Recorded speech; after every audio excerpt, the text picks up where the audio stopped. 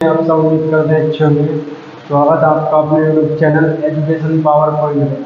आज से हमारे चैनल पर क्लास स्टार्ट होने जा रही है, वो क्लास 10 की मैथ की जो क्लास है वो स्टार्ट होने जा रही है।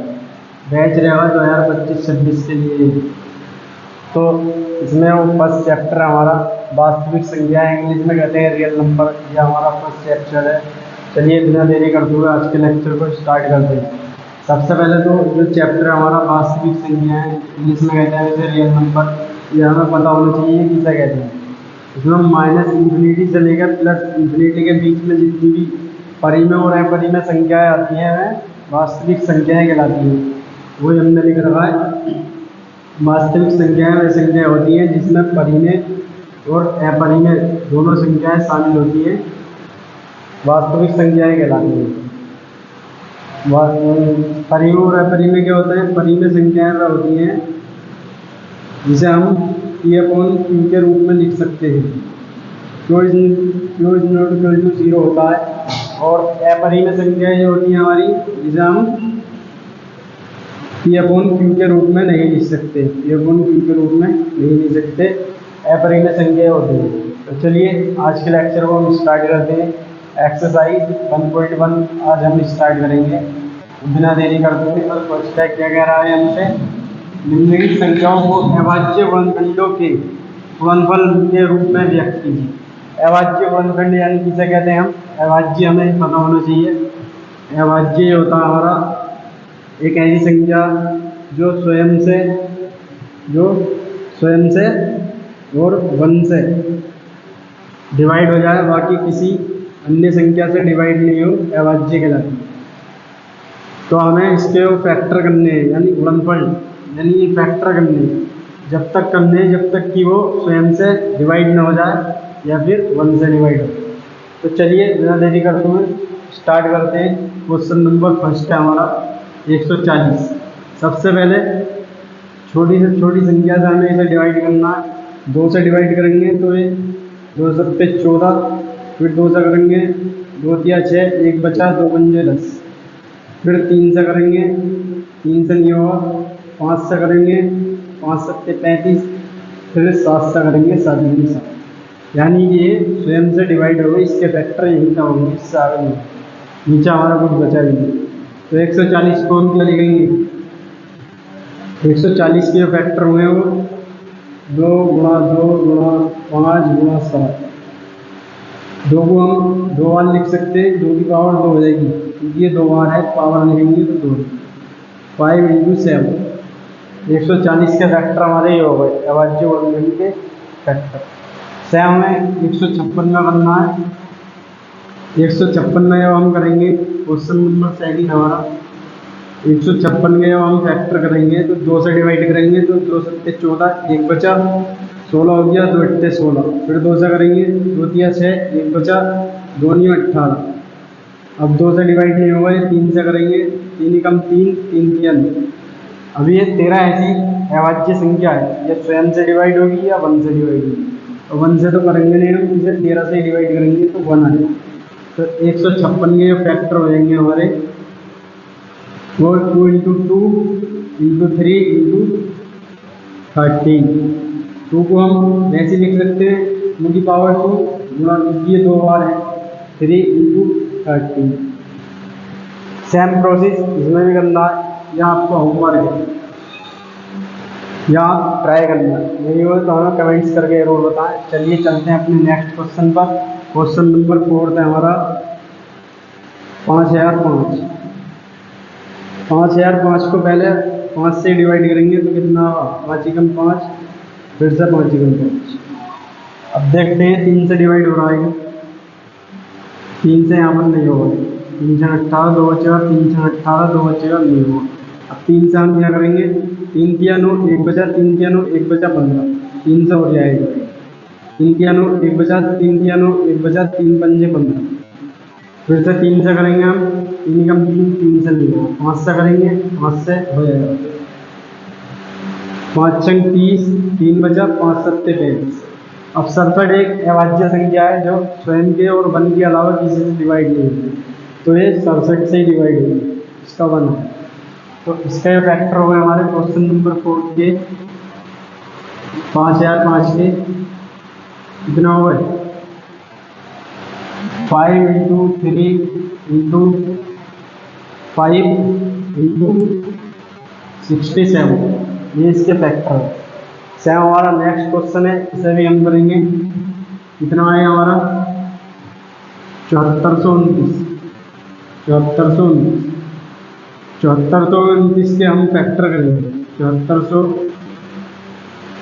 7429 3 से डिवाइड करते हैं हमसे। 3 दूनी 6, 1 बचा, 3 चौक 12, 2 बचा, 3 7 21, 1 बचा 19। 3 से डिवाइड नहीं होगा, 5 से डिवाइड करते हैं, 5 से नहीं होगा। 7 से डिवाइड करेंगे, 7 3 7, 7 42, 7 से नहीं। 9 से करेंगे, 72 2, 72 9 से करेंगे। ये हमारा 3 दूनी 6, 1 बचा, 2 बचा, 1 बचा, 3 से नहीं होगा। देख लेते हैं क्वेश्चन में गलत तो नहीं लिख दिया हमने।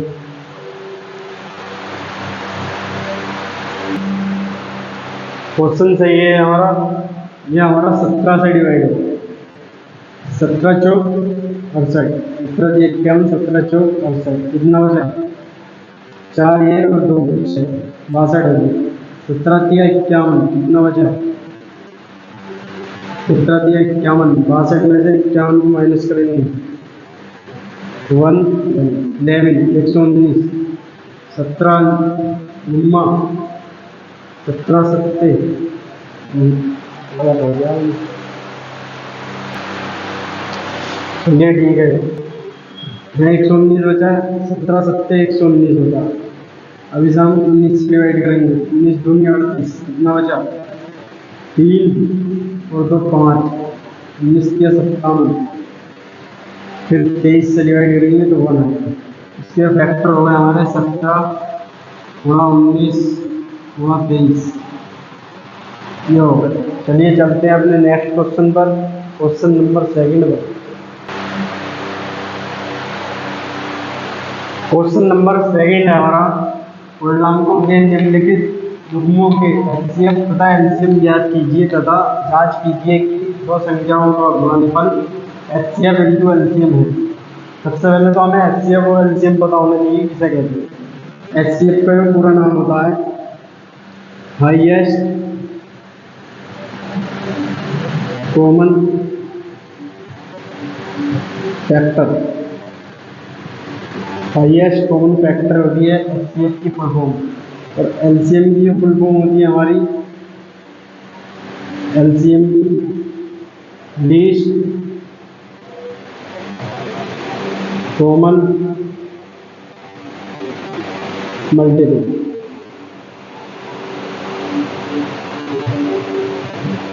Least common multiple. चलिए बिना देरी करते हुए स्टार्ट करते हैं। क्वेश्चन नंबर 1 है हमारा 26 और 91 का एलसीएम और एचसीएफ हमें याद करना। 26 के हम फैक्टर करेंगे, 2 से काटेंगे 13 बार, 13 से कटेगा 1 बार। 26 के जो हो गए हमारे वो हो गए 2 गुणा 13। अब 91 करते हैं हम, 91 13 से कटेगा, 13 7 91 और 7 7। 91 के हो गए हमारे 13 गुणा 7। इसमें हाईएस्ट कॉमन क्या है, इसमें 13 है, इसमें भी 13। तो इसका हाईएस्ट कॉमन फैक्टर जो हो जाएगा यानी एचसीएफ जो हो जाएगा इसका वो हो जाएगा हमारा 13, और एलसीएम हो जाएगा हमारा 2 13 और 7 तीनों है। 2 गुणा 13 गुणा 7 26 हो जाएगा। 13 दूनी 26, 7 से गुणा करेंगे 26 की, 7 छंग 42 का तो आज से 4, 7 दूनी 14 और 4 18, 182 इसका एचसीएफ वो एलसीएम हो जाएगा। अभी हमसे कह रहा है कि दो संख्याओं का गुणनफल, यानी दो संख्याएं तो हमारी यही 13 गुणा 91 बराबर है एचसीएफ गुणा एलसीएम। तो इसकी गुणा करेंगे हम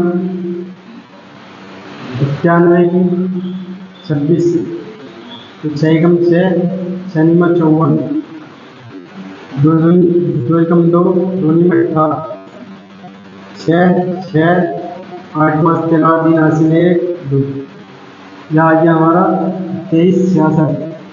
2366। अभी हमें चेक करना है कि दोनों एलसीएम और एचसीएफ का गुणनफल भी इतनी आ रही है।